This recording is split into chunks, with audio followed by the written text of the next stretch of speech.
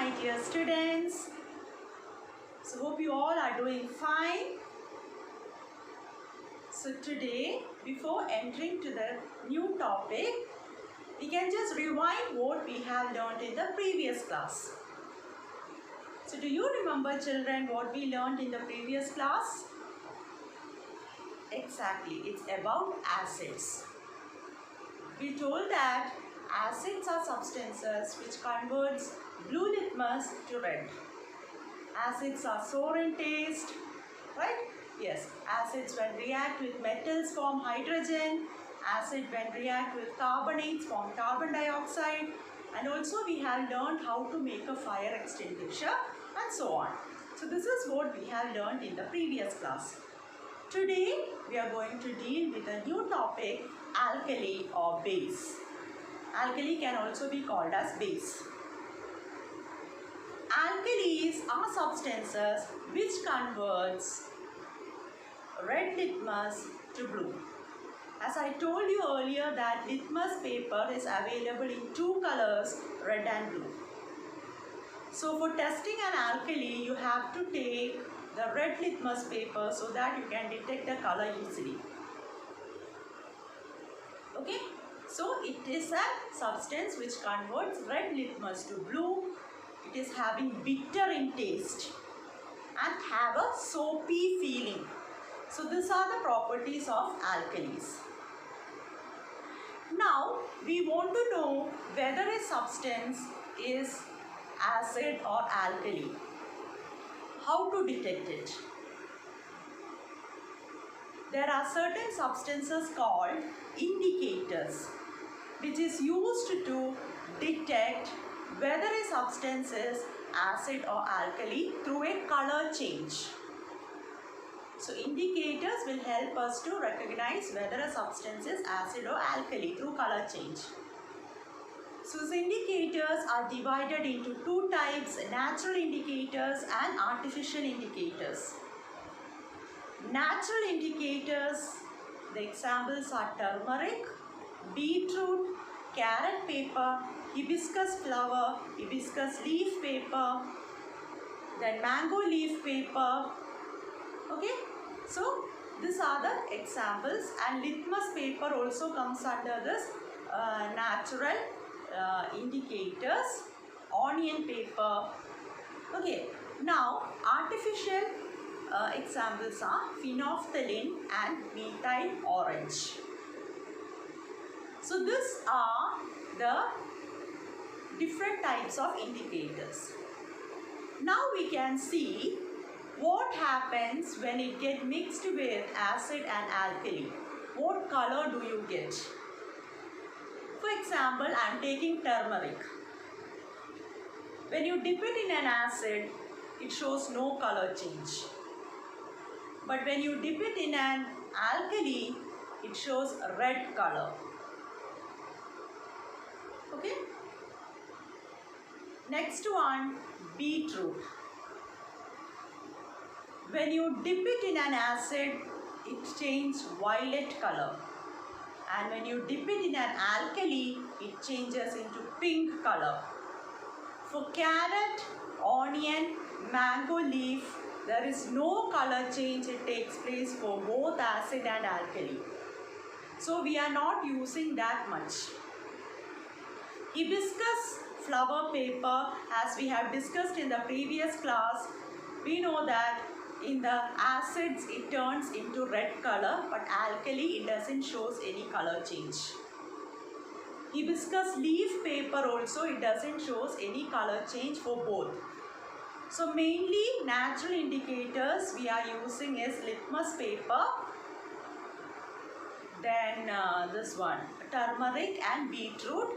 We are mainly using it to distinguish whether a substance is acid or alkali. I told you about turmeric. In alkali it turns into red color. You might have noticed, children, when a turmeric, it's yellow color, right? When it falls on your clothes and when you wash it, with soap. You wanted to rub it with soap because full yellow color it is, and you rubbed it with the soap. Does the color goes, children? No. I told you that soap solution is a base or alkali. If the soap solution combines with turmeric, it becomes red color. So it is foolish to rub the turmeric with soap solution. If you want to go that color, you have to find some other way. Okay, so when the turmeric mixes with soap solution, it turns into a red color. Now talking about artificial indicators. Phenolphthalein and methyl orange. Phenolphthalein, actually it is a colorless indicator. In acid it is colorless. It gives colorless. In alkali it turns into pink color. And methyl orange, in acid it shows light red or pink in color. And in alkali, pale yellow color. Actually this methyl orange is orange in color indicator it is. So in acids it will turn into light red or pink in color, and in alkali it will be pale yellow color. Okay, so these are the various indicators which we use to check for, mainly indicators used to check for acids are hibiscus flower paper, litmus paper, that is blue litmus paper, beetroot, for this all purposes, the indicators which we are used to test this whether the substance is acid. For alkali and all, we will use turmeric as the indicator, and methyl orange. Methyl orange is also used for acids. Okay, and litmus, red litmus paper. So this all are the indicators which is used to detect or identify whether the substance is alkali. Now, next topic is what happens when an acid and a base combine together. I told you that before this topic, I told you about indicators.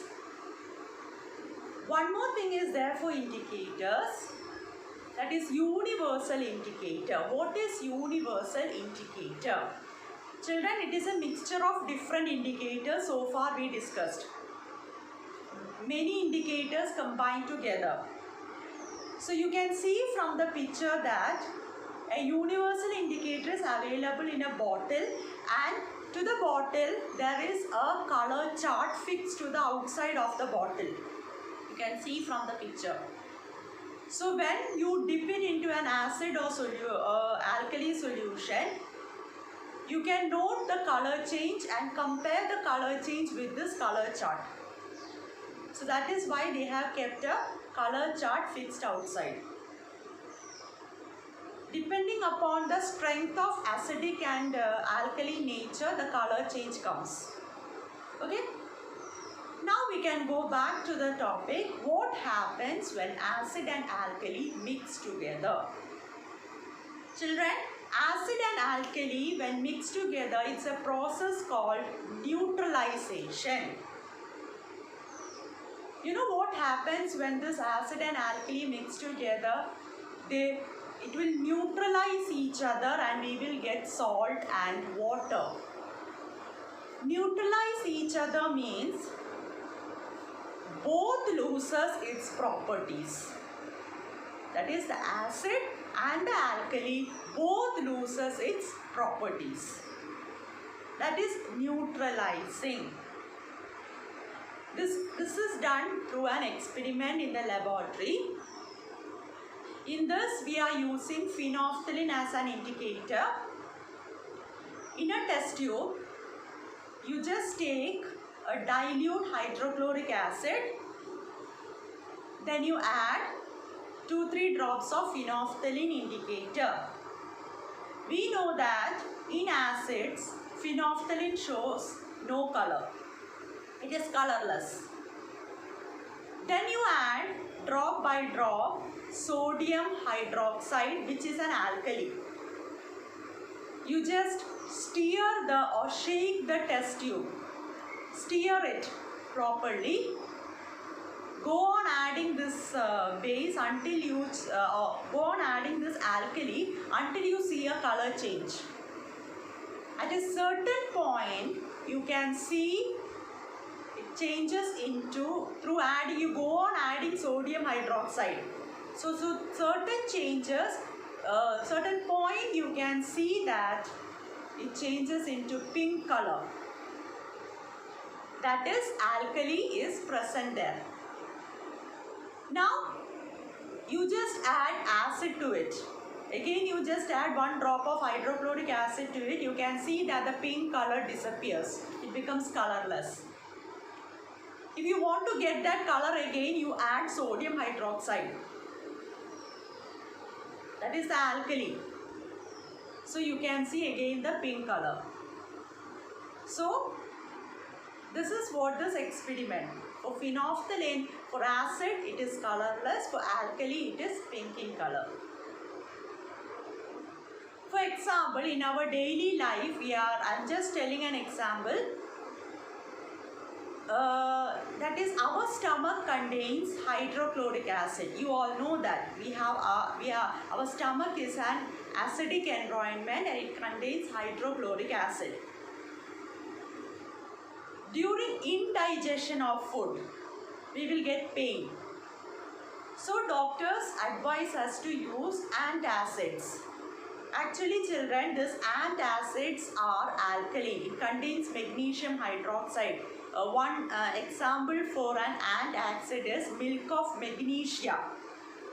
Milk of magnesia. It contains magnesium hydroxide. It is an alkali.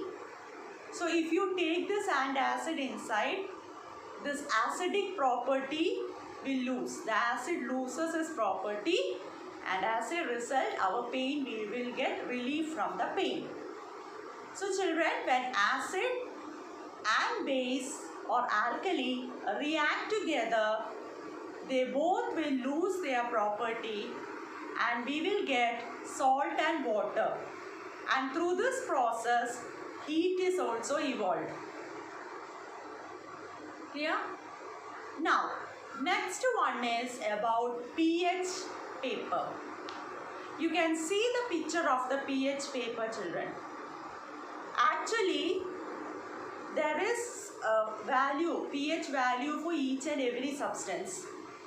If the pH is 7,